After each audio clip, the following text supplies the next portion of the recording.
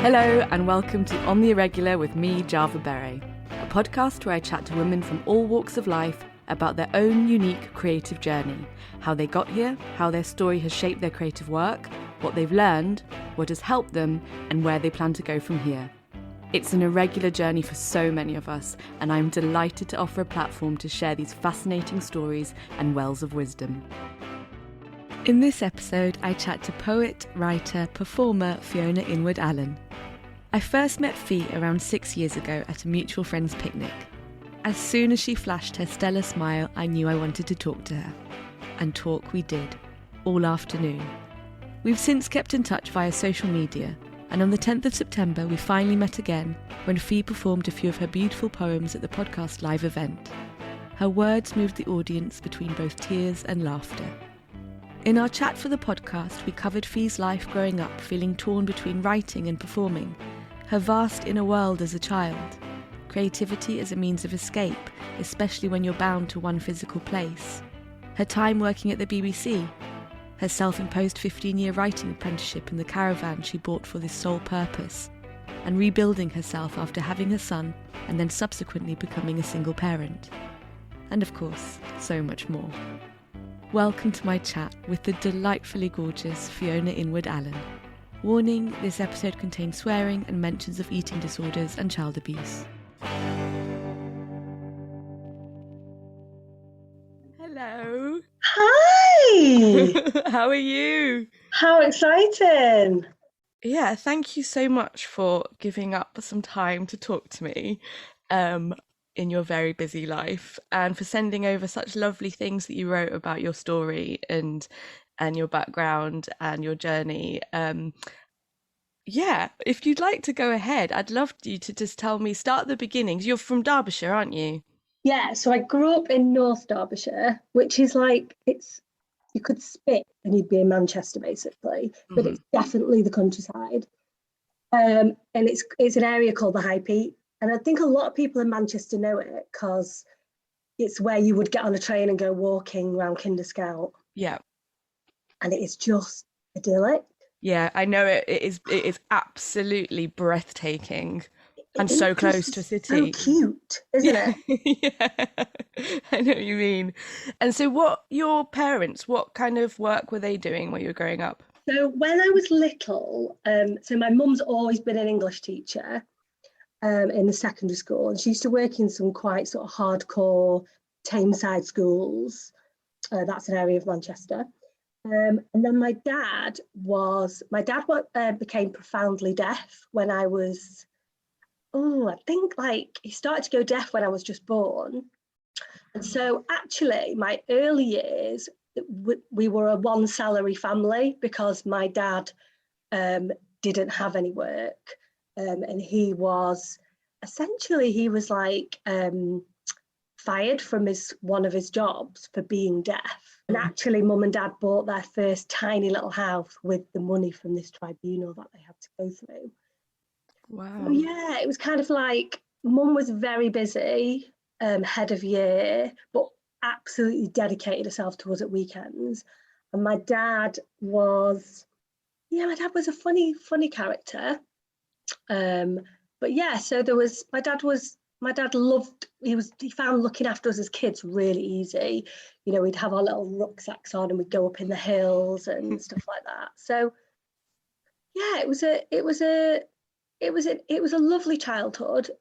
Mum was super, she just wanted us to create. She used to have this thing called healthy neglect, and she used to just let us get bored.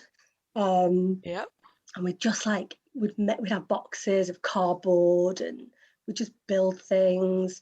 And honestly, that for me is where like all my storytelling started, Java, because she just sort of left me to my own devices. God, I'm making it sound like she didn't sort of do stuff with us. If you've ever met my mum, she is the most, she's a Cancer. She's like the most homemakery, loving woman you could ever meet. Yeah. But she totally made space for us to like figure out our boredom and what we wanted to do. Yeah. And she honestly was definitely, I think, the catalyst for me being creative, because I was obsessed with drawing as a little girl. And she used to bring me home, I think from school, like these reams and reams of, I feel like it was like printer paper, but I don't even know if printers existed in the 80s. Yeah. And I couldn't get through it fast enough. And so she'd bring me all this paper, and then she started asking me questions about like, what's this? What are you drawing? And I would just reel off like these elaborate stories, and she would write down the side of the paper what the story was. Yeah. Oh, that's lovely that she did that. I know, it's really insightful, isn't it? Like, it's quite clever, really, to kind of. I mean, it's obviously like the educator in her. It's like, oh, my little girl's trying to tell me some stuff. And a way to find out more about your child, I guess. No, it's true, because and I guess it's very child-led, isn't it? It's like, yeah, okay, you explore this, and I'll give you maybe some of the tools to explore that. But yeah, it was definitely child-led, and also like this healthy neglect thing. Like, it just gave me so much room to create like all these little worlds. I mean, I think I told you in like the notes I sent you, I would like make up all these prayers. Like my little sister, God love her, just used to get embroiled in all of my stuff. Like we would do prayers with torches, like for saving the planet. We would have like discos. The stories that my Barbies used to get put through, like there were car crashes. There was hospitalizations. It's funny. I can hear so many parallels to my childhood. Yes. I'm exactly the same. I told you about the music video. Like I would create. Honestly, I really thought I was going to be some famous pop star, and I was obsessed with Suzanne Vega. It's so random. Like I was probably 8, and I loved Suzanne Vega. It's so pretentious.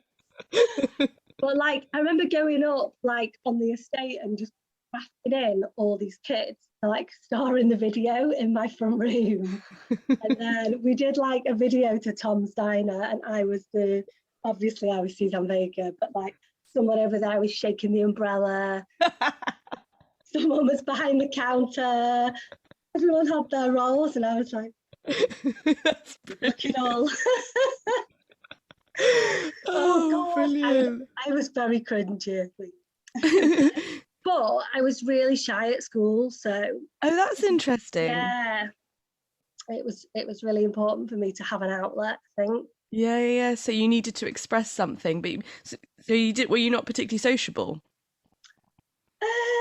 I liked grown-ups, and I think I was very lucky in that I went to this little village school, and all my mum's mates were my teachers.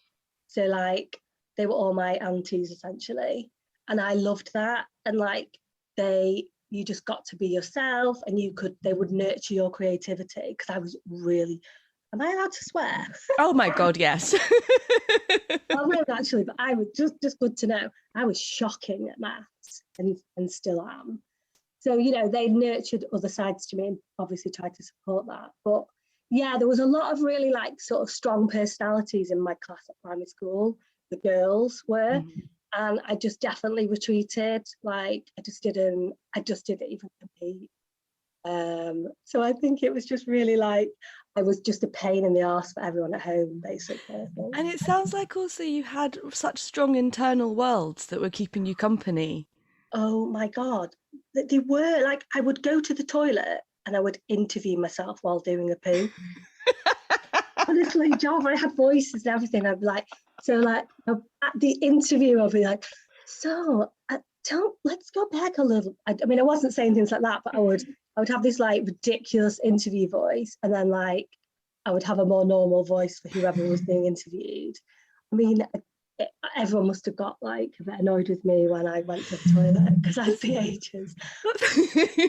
Everything was a performance or a story, and honestly, I need money. I'm a single parent now, and I need money. But if I had my way, I just wouldn't need any work, because I could just entertain myself. Yeah. With those inner worlds. Yeah. It's scary, actually, isn't it? So did that then, I guess, like this kind of performance aspect of it, is that what then led you to thinking that maybe you're going to be an actor, or, and because you studied drama, didn't you, English and drama at uni? Yeah, I mean, it would have been weird to think I would have done that at primary school, because I was very reserved, like in the outside world. But then, like, I don't know if this was my mum's plan or if it was mine, but I got into like dancing and drama, and I was in Kinder Children's Choir, which is a brilliant choir that's set up in the High Peak by the amazing Joyce Ellis. And like toured with her. I did solo singing with her. We won Sainsbury's Choir of the Year. And I think being on a stage and being part of something like that really builds your confidence.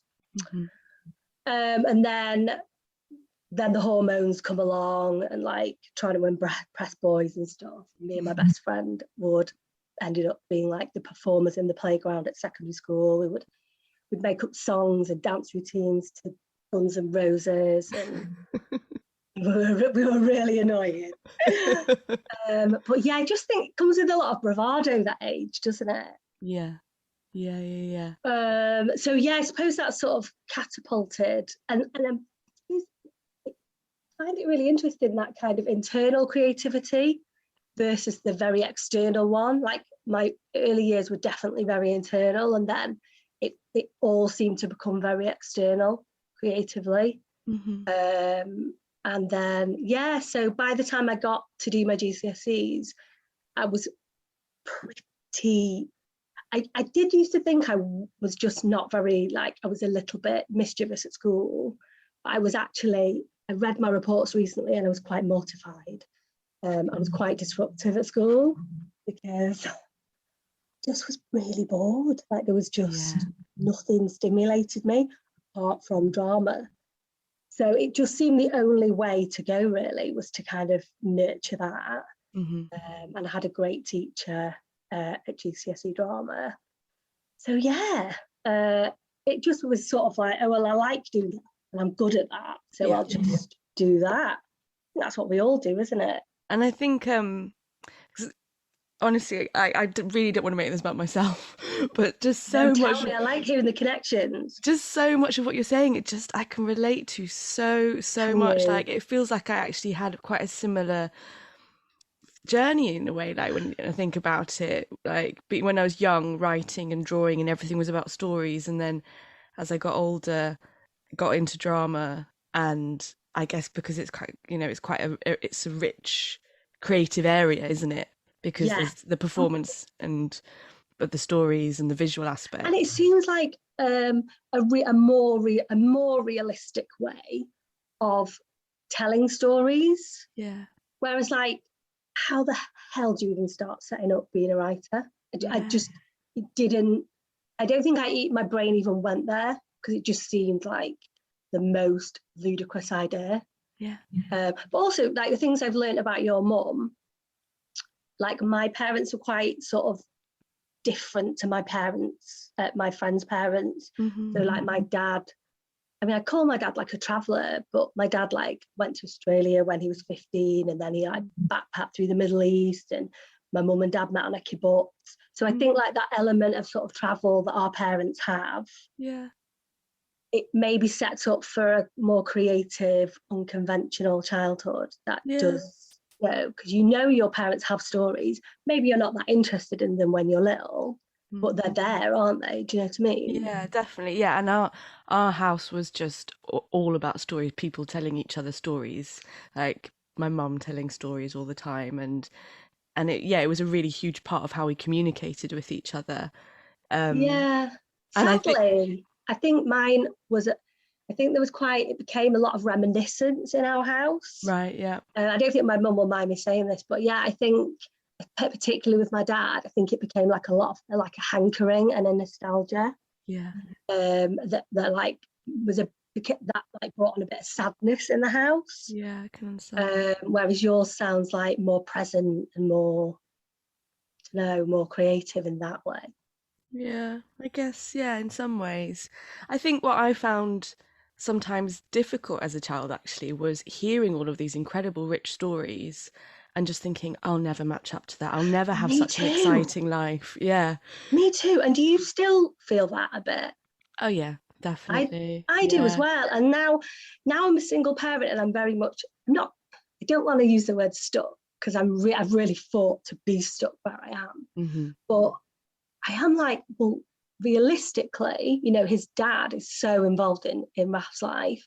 Where could I possibly like move to or escape to or like have an adventure? So the only option is, you know, like obviously have a nice time where you are, but to explore an adventure through your creativity. And that's totally like, Yeah, I like that.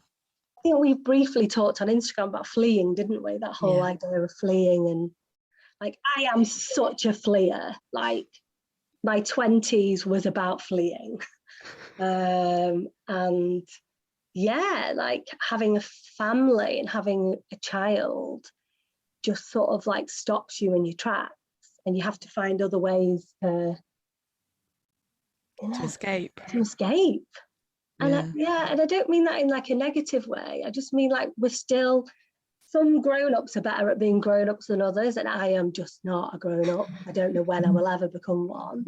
And so the little girl in me that writes the diaries of her cuddly teddies needs some outlet. It just needs a way to breathe, really.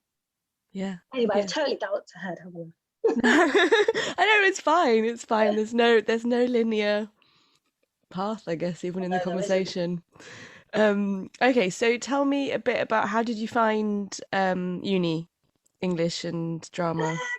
I think I got very caught up in the drama side of it, because like, you know yourself, you meet drama students and they're just very friendly, very confident, they invite you to everything, and you're just sort of in the gang immediately. Mm-hmm. And I think I sort of neglected that side of the literature degree. Like, I loved my literature classes much more than I did my drama classes. Actually, it was theatre as well, so it was the more sort of academic side of drama as well. Mm-hmm. But it included drama. And yeah, so I kind of abandoned that a bit, which I think is a shame, because I think I would have met a lot of like-minded people. But because I was externally very gregarious and stuff, I got very swept up in the drama world. And then I think I just sort of, I had a moment, like, you know, as with every sort of drama school, there just are some amazing performers. There are just some incredibly charismatic people. And I just started to develop this terrible stage fright. And I remember like standing behind a curtain at one point, just being like, I'm not going to be an actor. Like, I cannot do this. This is just too anxiety provoking. And there are so many people better than me. I'm going to be a writer. I remember like making this decision just before walking on stage. Wow. Which is great timing. And like, you know, I'm going to be a playwright, which actually is kind of the only writing I've never really developed. So yeah, it was quite weird, really. And then I remember sort of handing in my thesis, because I loved uni. My favourite bit of uni, honestly, was lying on my bed I remember very clearly lying on my bed and just reading.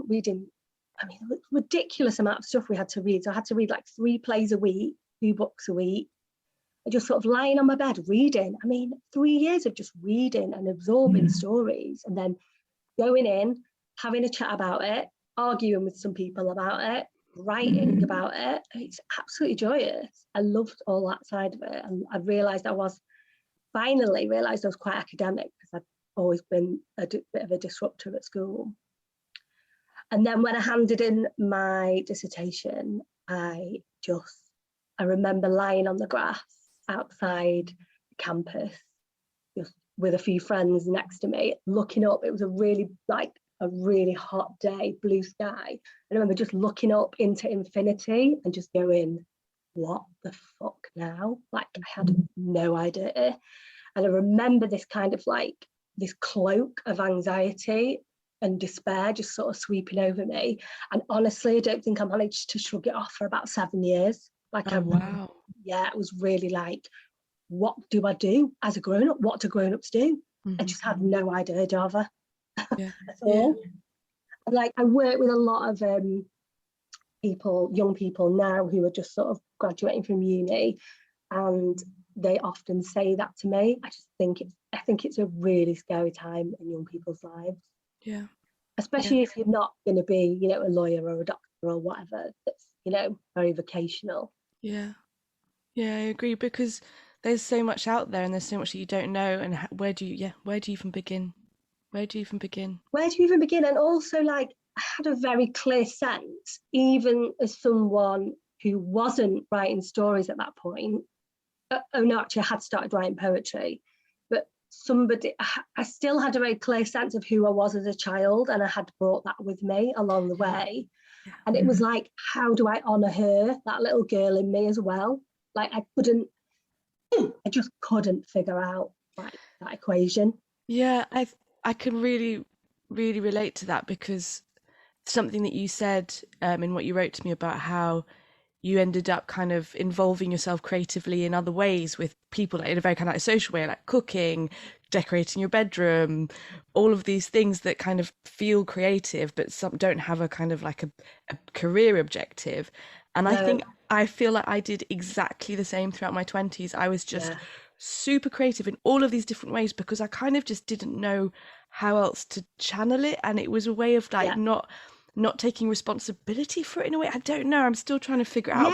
But it's also a very artistic way of procrastinating as well, isn't it? Absolutely. That's exactly what it was. It was just creative procrastination. No, you're right. It really is. But but also it's just playing again, isn't it? Like, it is me playing as a child, but instead of making radio shows, I'm like painting my wall lilac. I just think there's still something.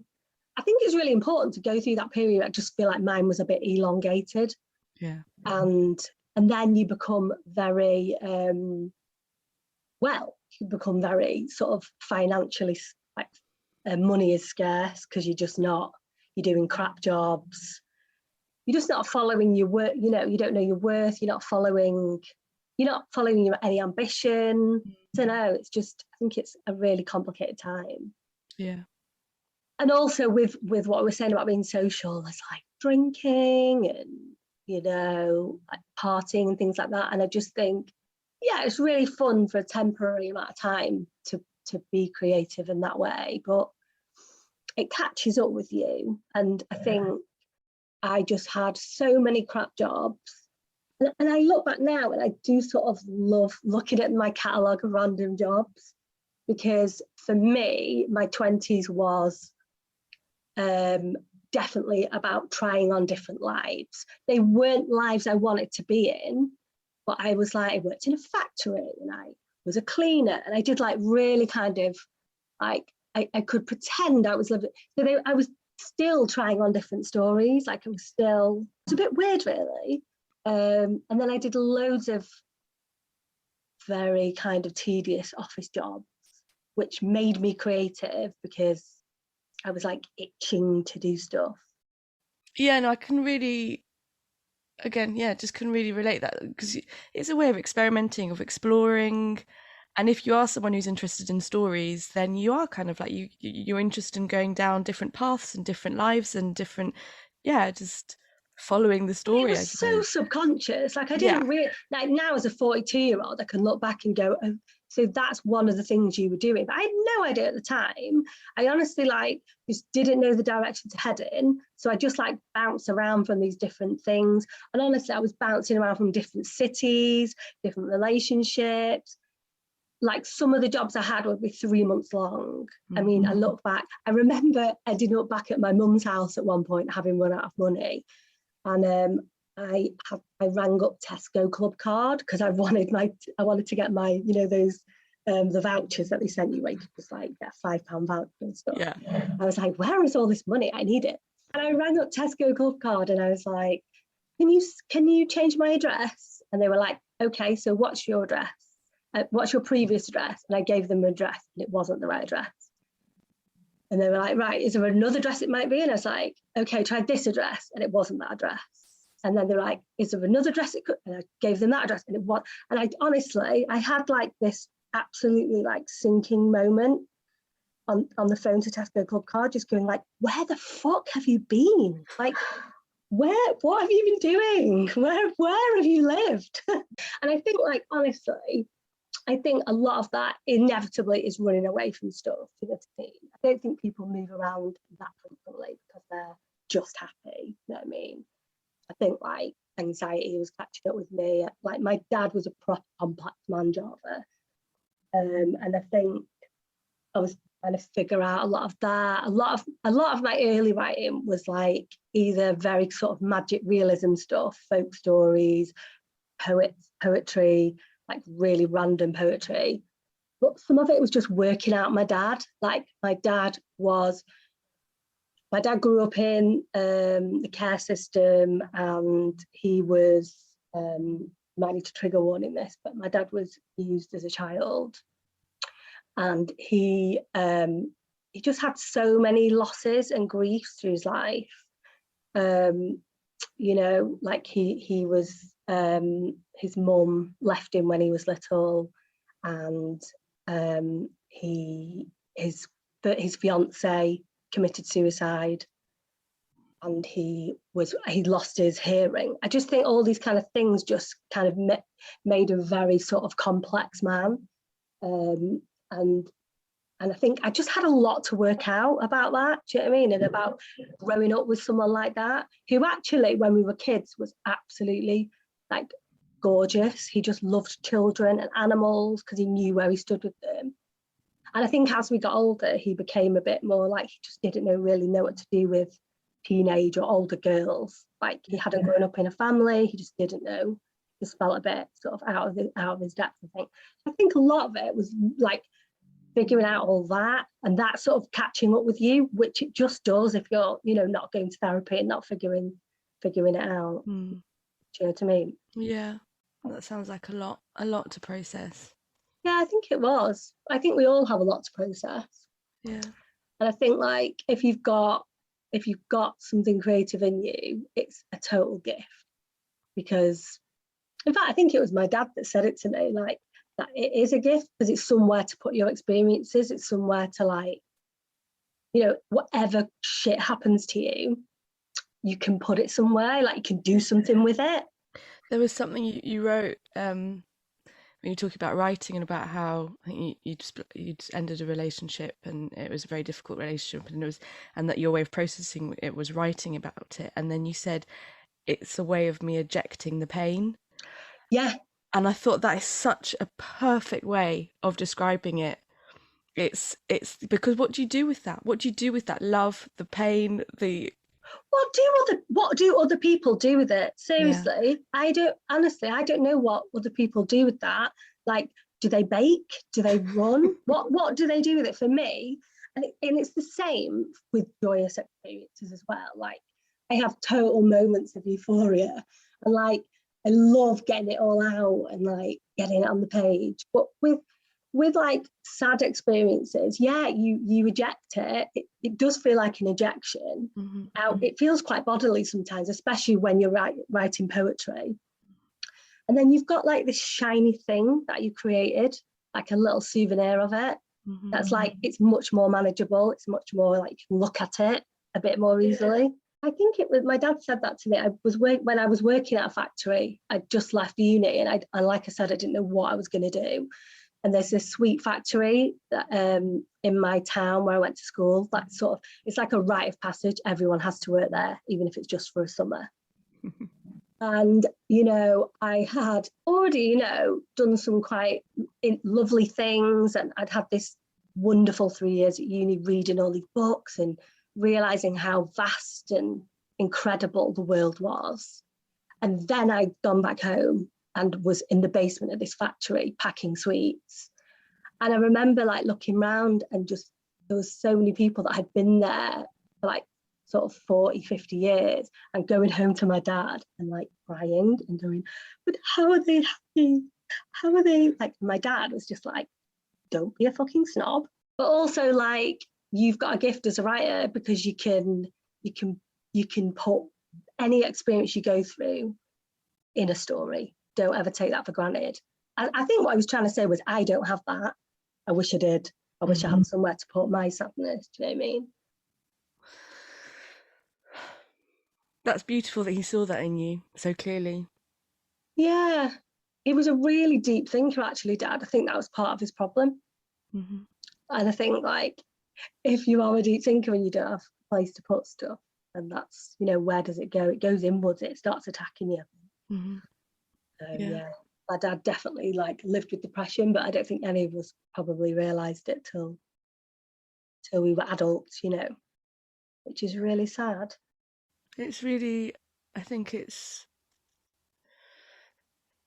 can be quite painful looking back at and seeing, you know, how generational things are, you know, that God, yeah, you know, men talking about depression in the 80s and 90s. I mean, it feels like a really, really recent thing for, yes, you know, to encourage men to address their mental health and be open about it.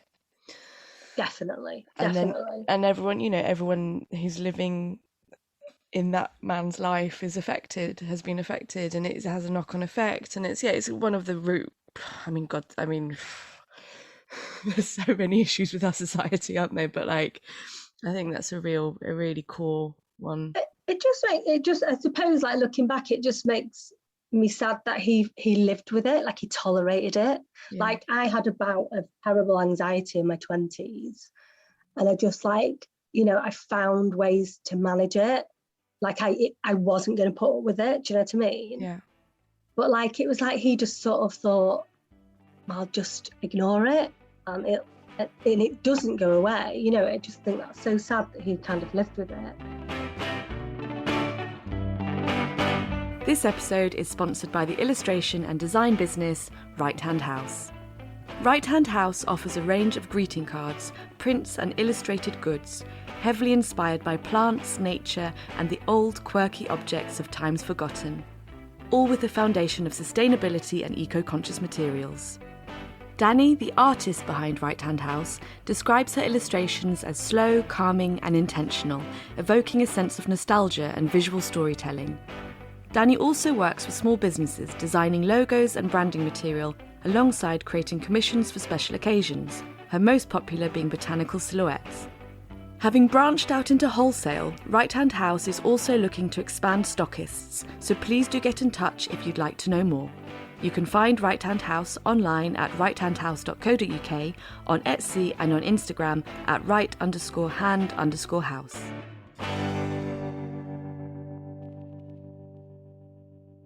And so, amidst all of the kind of like the bouncing around and figuring out, what led you to, you trained at the BBC, didn't you? Yeah, so I was kind of like, I think again it's procrastination, isn't it? So I was like, I wasn't committing to writing stories myself, and I wasn't committing to being an actor. So I was like, I'll get into radio drama, and I'll work behind the scenes because that's about stories. So I think the BBC did internships then. So I ended up on an internship. I was quite tenacious when I decided I wanted to do something. That was early 20s. I ended up doing an internship there and had a really brief spot at BBC Drama in Manchester, and met one of my gorgeous friends, Eloise, who is a sound designer, who I've worked with quite a lot through the years. But she really, like, she used to sneak me into the building at night, into the BBC building, so I could apply for internal jobs. So eventually I ended up getting a job in, I think I applied for like 3 BBC drama jobs, but I never quite got them. You know what, I got told once from a producer at BBC Glasgow, I wish I knew his name because I'd out him, and he said to me that I was too enthusiastic. I mean, I know I can be like a giddy dog. I was just like, who says that? It's feedback from an interview. So weird. Anyway, so yeah, I ended up in BBC Scotland, but in Edinburgh. working for BBC Features, because I figured I wasn't getting straight into drama. I'd get in the door and I'd get in that way. Yeah. But it was a great sort of little experience, a little sabbatical away from Manchester, but it wasn't creative at all. But because of that, like with a lot of jobs I've had when it's not creative, I started like getting really into my writing. I won something around that time. Oh no, I didn't actually. I got a tax return and I bought a laptop, and I really started to write from that point. I think I did some travel writing, and then I won a competition for Channel 4 Ideas Factory, I think it was, and went up to one of the Arvon centres. The one I went to was up, is it near Inverness, Moniac Moor, I think it's called. And I had this like incredible weekend with loads of other young writers. And then I won a commission for like some kind of something had come through the BBC internal mail about writing a script for National New York Public Radio, that was it. So I wrote a short script about the Glasgow music scene. And then there was something else, like 3 things happened in succession. And I was like, okay, I'm going to do it. I don't want to work for the BBC anymore. So even though I like spent quite a long time trying to get into the BBC, then I was like, when there was this first sign that, oh gosh, maybe I could be a writer, I basically decided to jack it all in and went home. And this is supposed to be the bit where I say, and my writing career really took off. But what I actually did was I ended up working in, it was then called Urbis. It was a really lovely feel in that building. It was essentially a lot of people that were super creatively driven, but weren't actually doing enough of the thing they were supposed to be doing, because we were all having far too much fun. So yeah, I feel like I met my first sort of friend family there. And yeah, I just had so much fun. And I met my 2 best friends who were Swedish and German. And it really was it's the first time I'd kind of met people, but particularly girls. I was like, oh, you're the kind of girls I've been looking for, you know what I mean? And we'd all got swept away with it, all of us. And a lot of creative kind of careers were definitely put on hold for years. Yeah, so, but I mean, meanwhile, I was kind of writing all these silly comic strips. That was kind of where I was putting my creativity, but also that was definitely a time of creative partying and wearing vintage clothes. Yeah. So all that was great. And then there gradually came the day where I think I was like the cafe supervisor by that point, very glamorous title. And there was an incident where there was some sick on the floor, and I basically approached this family and said, why is there sick on the floor? Can you clean it up, please? I don't want my friends to have to clean this up. And it all spiraled out of control. There was like a complaint against me. And I ran off to the cathedral and like wept in the stall. And like just ran off and like left the cafe. And when I came, I don't know, I can't remember what happened. But yeah, that was like the beginning of like me going like, you're not in a good place. Like this, you need to sort yourself out, babes. Yeah, so I ended up, I was quite, still very dramatic in my 20s.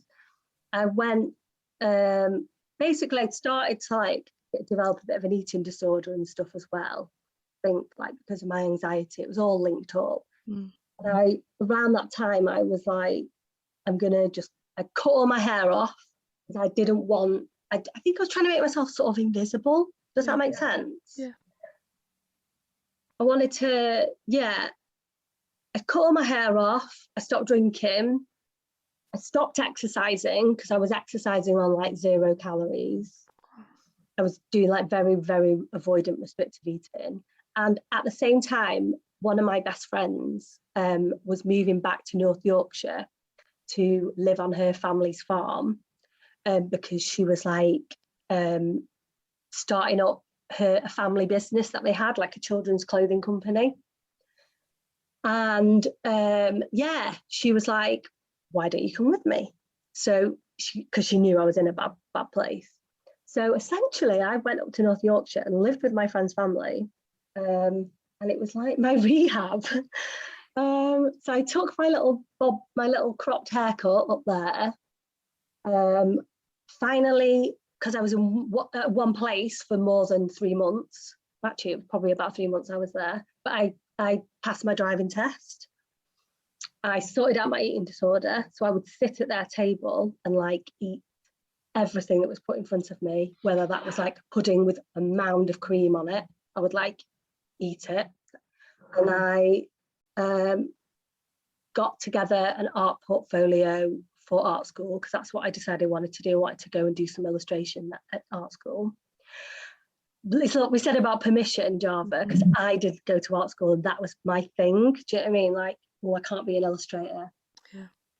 If I haven't been to art school. Yep.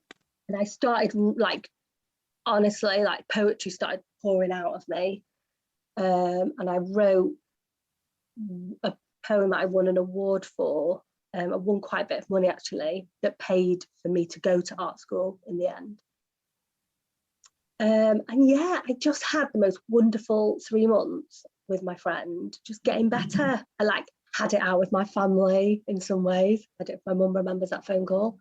And just sort of pieced myself back together and came back from Yorkshire just sort of a healthier,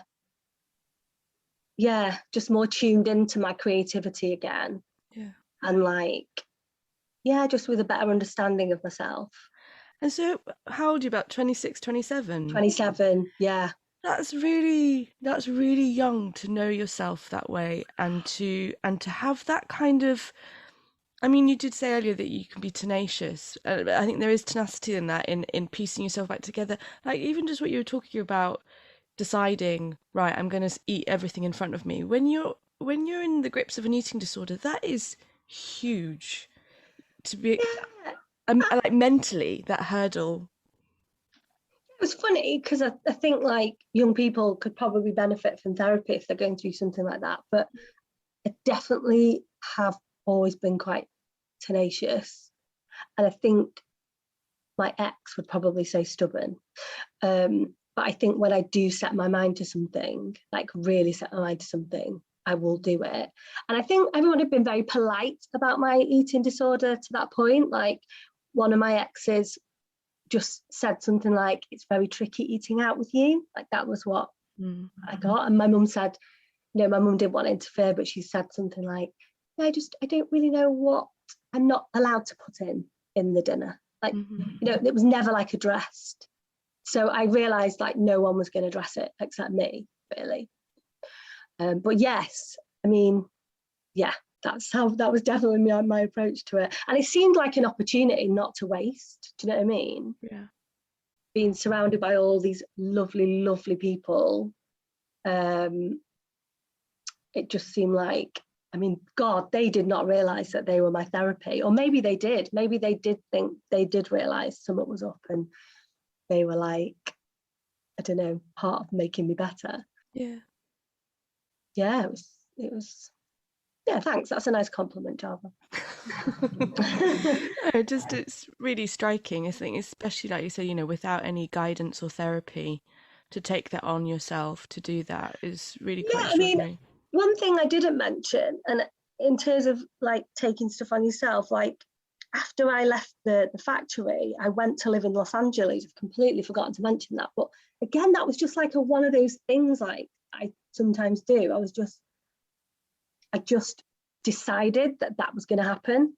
And I applied for internships. In fact, I applied for internships in New York and Los Angeles, and I just got loads of rejections, but I kept going. And I ended up like wearing this poor man down, this research editor, Eric. And he was like, okay, I'll give you a phone interview. And yeah, I remember like getting to Los Angeles, and I lived in this, my friend, I stayed in an apartment with my friend Sarah, who was doing her PhD out there. And I don't think she'll mind me saying, but it was pretty shitty where we were. And there was like cockroaches a lot of the time. We had like bad infestations. But I remember like ringing my mum one day, just going, Mum, who said I could do this? And my mum was like, oh, you did. You said. Do you know what I mean? That kind of like, yeah. Oh God, like, I'm asking you to tell me it's going to be fine. But she was like, you said you could do it. So I think, yeah, I think there is that side to me. But lately, like in towards sort of my 30s, I think less so. I think sometimes we make ourselves quite small again and less tenacious and less daring. Mm-hmm. Yeah. I mean, you kind of learn more about how fragile you are and how fragile life is. And I guess in some ways more what's to lose, or I don't know. And then having kids. Yeah, and I think sometimes the more you edge closer to what is the real thing you want to do, Yeah. the stakes get higher. Yeah. Yeah. And you're like, oh God, like I'm going to be exposed. I'm going to expose like what I do. Like people are going to have to read what I write. Yeah. Which now doesn't seem so scary, but at some point in my 30s, it felt excruciating. The idea that people would be able to like read stuff that I'd written.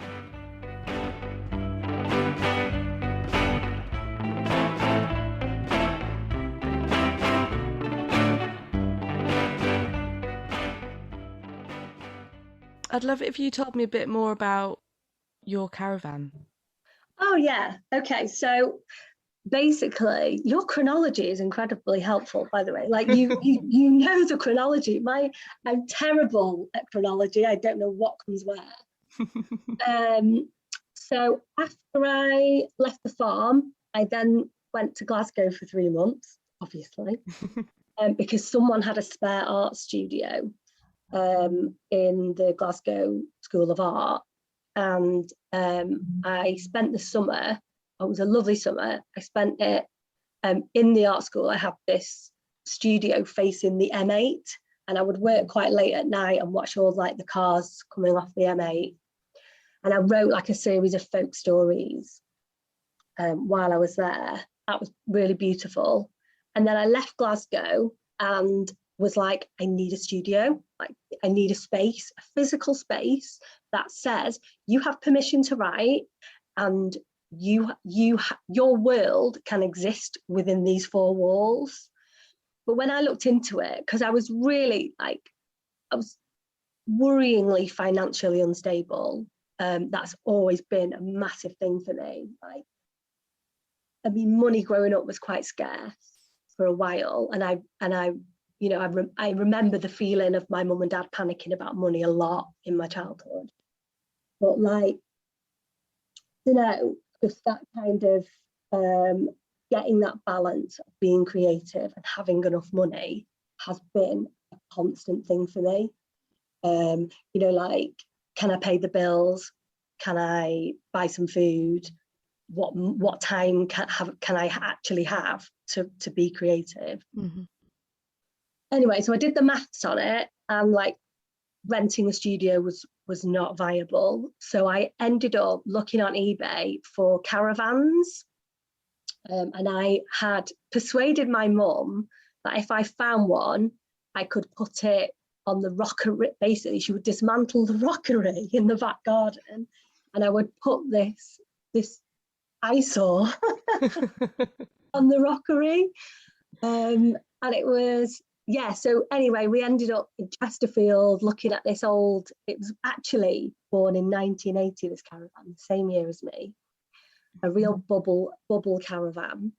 And took my mum and my Auntie Mary along. Auntie Mary had a good sniff under the seats and was like, there's no damp here, Chuck. You know, she says duck, not sorry, Mary. And so we wheeled it back up whatever roads it was. And my Uncle John got his Land Rover and drove it up the track at the back of my mum's house. We pulled it, like neighbours pulled it onto the rockery. And yeah, I basically set up this caravan. My mum even wallpapered it with this kind of duck egg blue chinoiserie wallpaper. Sounds amazing. Oh, I loved it. But again, like procrastination or what? Do you know what I mean? But then, yeah, it had the effect of me going, right, it's here now. I need to commit. So what I did next was I decided I was going to work 3 days a week. It could be a really boring job. It didn't matter, but I would always have Thursday and Friday to do my writing.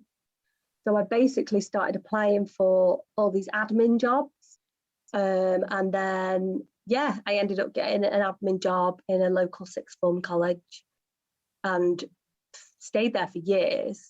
I mean, by the time I left that job, I had worked in literally every department possible. But it was great. I always had Thursday and Friday to sit in my caravan. And honestly, some days were just sitting in my caravan. Like there were some days I'd sit in my caravan listening to Jolie Holland and just daydreaming. But that's fine, because sometimes that's where the best story starts. But yeah, then I just started to get a little bit more, I'm not going to say prolific, I just started to sharpen my tools. And yeah, I see the years of being in the caravan as like my apprenticeship.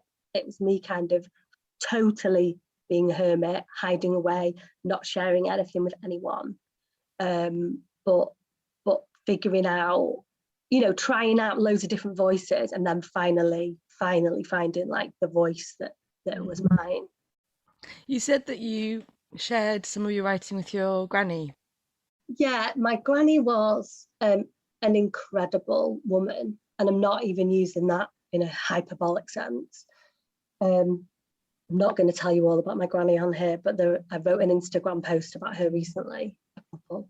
Mm-hmm. But she had a very kind of exotic life, and she ended up settling in Canada.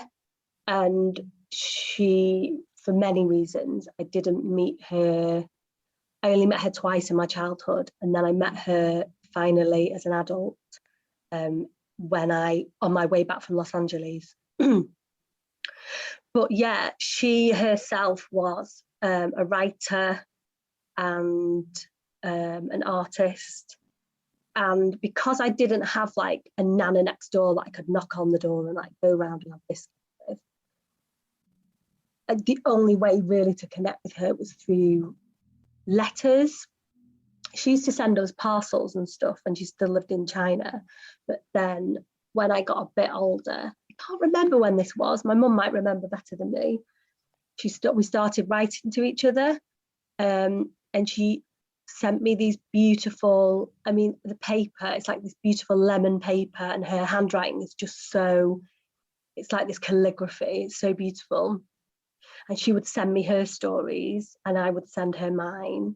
And really like that's how we communicated. We wrote letters, but we also like our stories, our poetry, our drawings. Oh, it was so precious.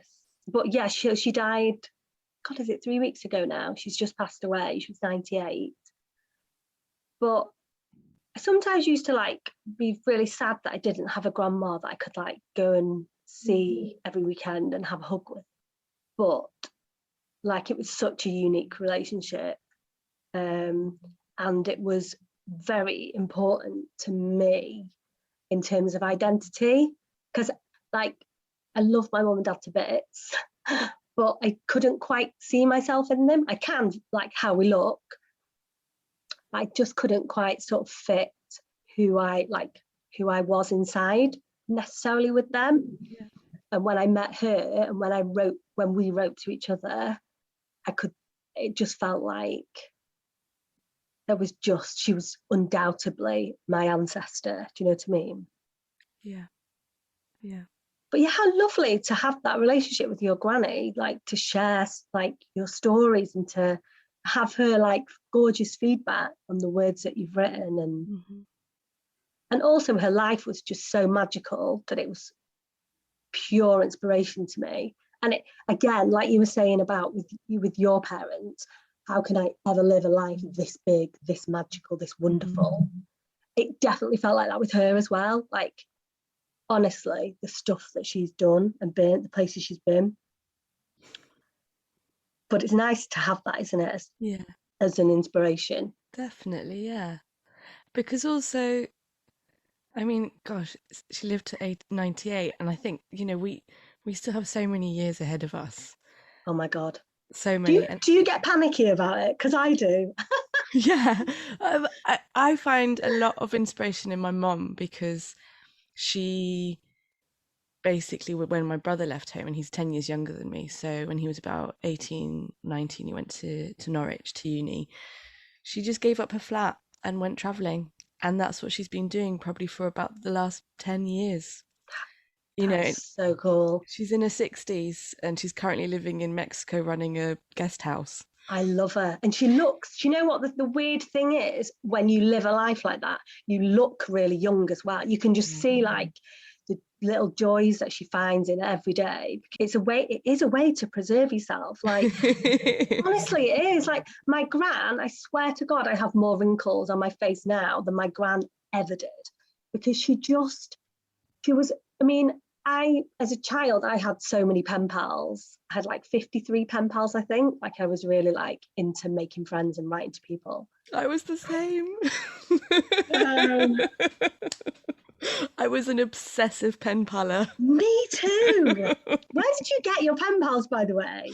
Well, because we lived in Barcelona, I would go back to Scotland often in the summer, and so I would write to all of my friends in Scotland and friends in London, and the same, I had a really strong pen pal relationship with my grandmother, with my Scottish grandmother. We would write to each other all the time. Did you? Yeah. No way. So her letters are really precious, and she was a complicated woman, but mine was too. Yeah. Every good woman is a complicated woman. Absolutely. Is there such a thing as an uncomplicated woman? No. There isn't. But I remember I had one of those, you know, like they have, I don't know, I often see them in like films about universities or like in hotels with like little, behind a desk, it's where people put the letters for, you know, like, I'm really explaining this so badly, like a big wooden thing that you put on the wall 12, with boxes. Yeah, exactly. I had one of those, and I categorized all of my letters from each person in different little squares. Is so much more glamorous than mine. I had a clip folder with, my mum was obsessed. She was an English GCSE teacher. She was obsessed with plastic wallets.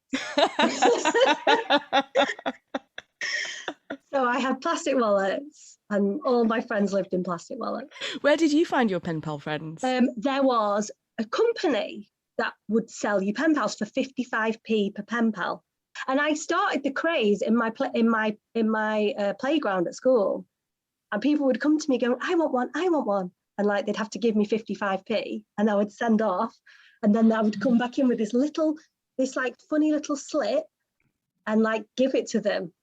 And that, it was so exciting. Honestly, though, I think I preferred getting the slip with the name on more than writing the letter. The hit of acquiring. It was a hit. Honestly, it was a hit. But my gran was the same. Like, the thing is, she met most of hers because she travelled the world, and it was her way of keeping in touch with all the people that she loved so much. And family. She had a lot of family in Sri Lanka because she married a Sri Lankan man. And I had this real urge at the minute, not only to go to her care home in Canada and get my letters back. Of course, yes.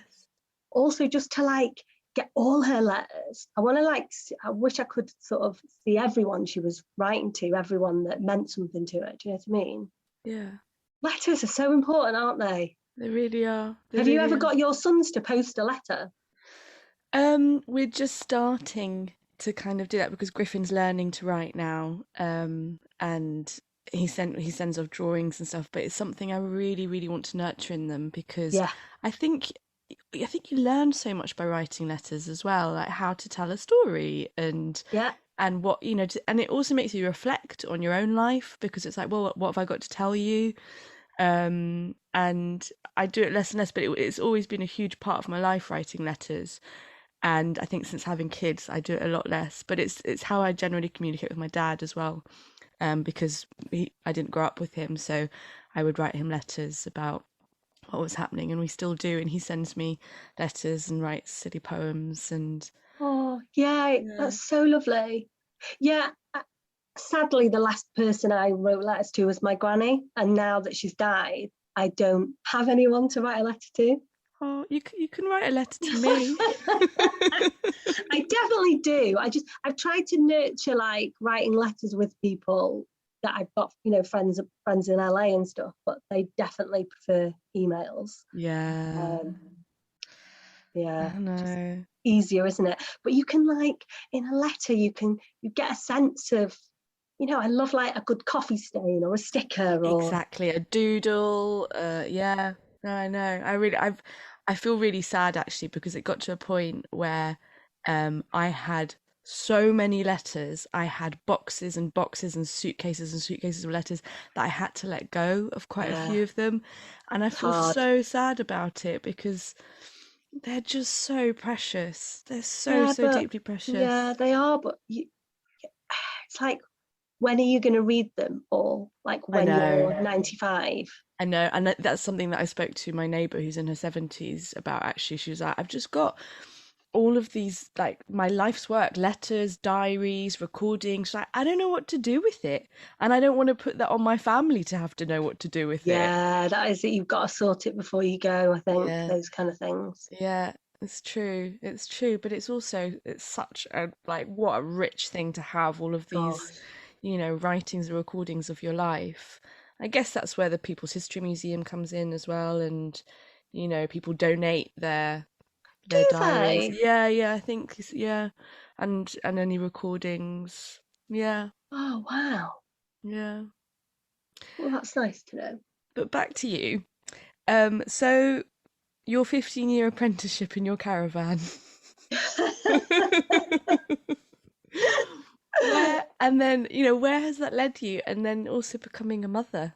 I mean, I'll kind of wash over the 15 years just because, it was very bloody, was a lot of admin work, and then there was lots of writing and like lots of other things. But I just think that that's the key thing in terms of like nurturing creativity.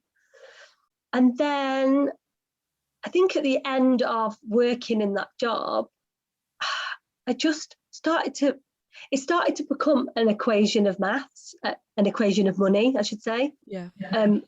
You know, the more I earn per hour, the less hours I have to work. Mm-hmm. I was still working minimum wage, essentially. And the one thing, I've heard you talk about your mum being an artist and how you did not want to be an artist. Yeah. Did not want to be a teacher, Java. I was like adamant.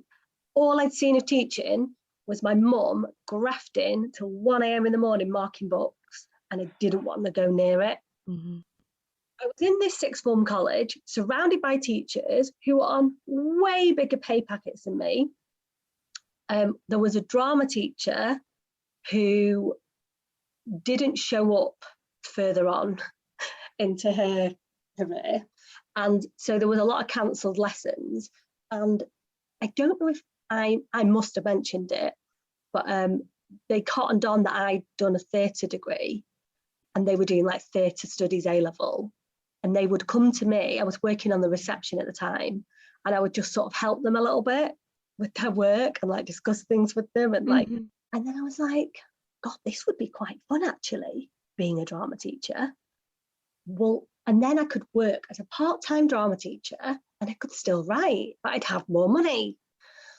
So this kind of light bulb went on. Again, it's that balance, isn't it, of being a grown-up versus creativity. Yeah. Getting the scales to balance. And it's honestly been like the thing in my life that is, I don't think I've thought about anything more than that. Yeah. Like all my notebooks are like stories and poems and like interesting words from the front forward, and from the back into the middle, they are me, like doing sums, me, writing lists of like outgoings and budgets, and that's what being a writer looks like, I think, or being an artist, So yeah, so I was like, right, I'm going to be a drama teacher. So needless to say, that's what I went on to do. I went on to train as one. But because I had done an English degree as well as insurance, I did placement doing English GCSE as well. By the time it came round to getting a job, I was offered a job at the college I was working at in admin. Mm-hmm. But because of their Ofsted rating that year, they weren't allowed to offer NQTs any jobs. So the job was revoked, the offer was revoked. And so I ended up having to be a supply teacher, which was my absolute idea of hell. But like most people's idea of hell, it was the best thing that could have ever happened to me. Oh, wow. Because I ended up in some of the most challenging schools in Manchester, and I really had to whip whatever anxiety was still in me into shape and really like grow my confidence. Standing at the front in front of some really fierce teenagers, like definitely develops your survival skills. Yeah. And then I ended up in a secondary school that didn't feel like that felt very, very welcoming. The English department were absolutely gorgeous. And within about a week of being there, they offered me a job, part-time job, because I was very upfront that I was a poet. And yeah, I worked there for quite a few years, being a writer on 2 days and being an English teacher for 3 days. And there was something that transformative about being in that department. My head of English was absolutely incredible, but everyone loved that I was a poet. And, these were a group of women that were brought up on a diet of poetry. They were obsessed with conveying their passion about poetry to young people. And here they were getting me, like every week, to try out new poems on them in our staff room. And their reactions, Java, were just gorgeous. Like, I would make them cry, I could make them laugh. And it was really like, it was the first time I'd gone, oh, okay, maybe my writing can connect with people. Like, maybe it's okay. Maybe I'm okay at writing. And I just don't think I'd had that thought before. I think my confidence was quite low. And they sort of really gave me this feeling that, because I think when you've won a couple of things, your confidence goes high, but then after time passes, it kind of your confidence can fade again. Mm-hmm. And then they really raised me up again, and yeah, I just felt like, okay, it connects with some people. Yeah. And that was all that mattered. Like, I don't believe any story can connect with everybody. Mm-hmm. But the fact that it could connect with some people, like people whose opinion I really cared about and believed in, meant a great deal to me. When did you leave there? I basically got very ill. I got Lyme disease when I was wild camping in Sweden. Oh God. Yeah. And I was very unfairly treated.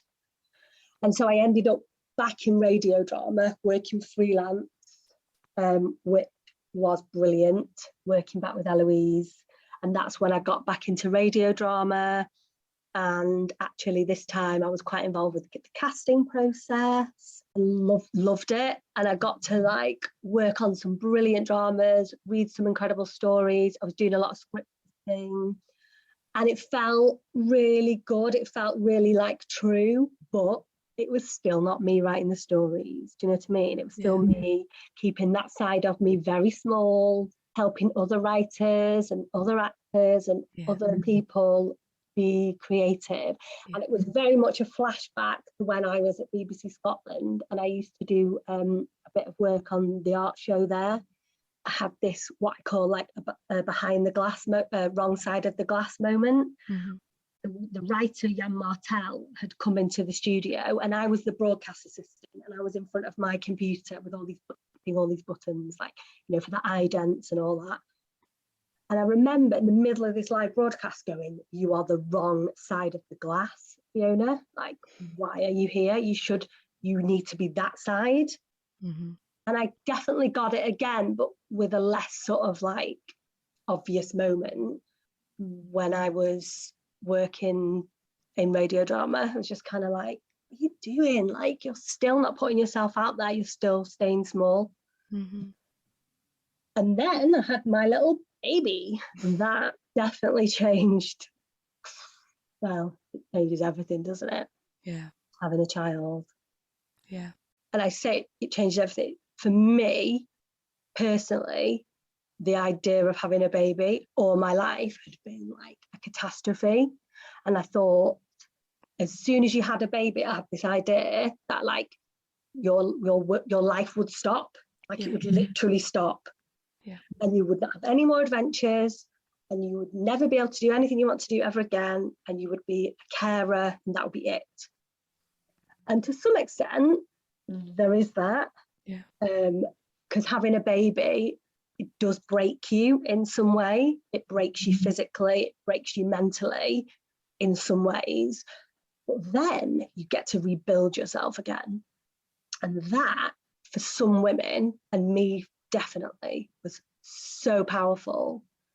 And it just gave me this kind of like reckless sort of who gives a fuck kind of feeling. Like I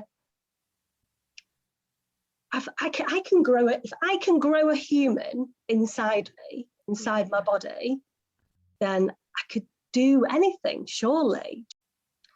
And then I think there's that added thing when you have a child of mortality as well. And you go, okay, so life, death, my dad died as well. And I just thought, it's now or never, babes. You've been putting this off forever. You've been keeping yourself small. You've been being mean to yourself.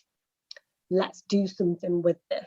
Because a number of people now have told you that your writing's good, so let's do something with it. And I think as well,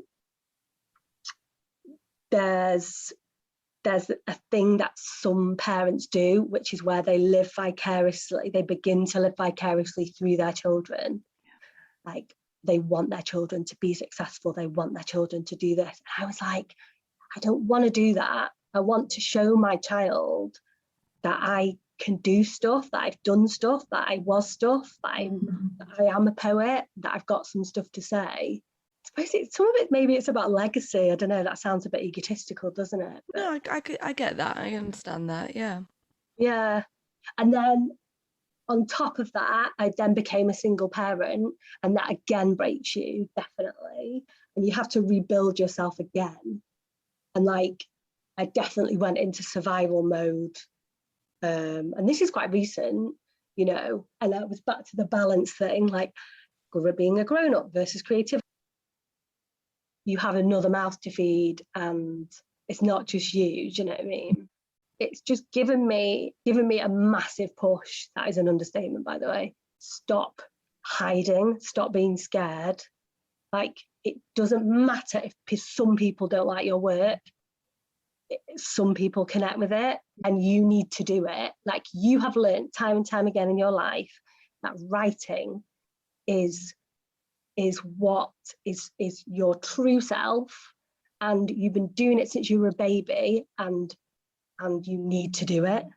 And so you might as well enjoy it, and you might as well be brave and, like, you know, go out there and kind of, yeah, and share it with people. Yeah. Oh, that was beautiful. Thank you so much. Thank you, Java. It does feel like being on Desert Island Discs. It's so weird. Kirsty! I'm not calling you Lauren. Kirsty's the best. Well, that is the hugest honour. Good God. You can find Fee online at FionaInwardAllen.com and on Instagram at Fiona_Inward_Allen. Thank you to Right Hand House for sponsoring this episode. Thank you for listening to On the Irregular. Please remember to review and subscribe as it helps other listeners find us.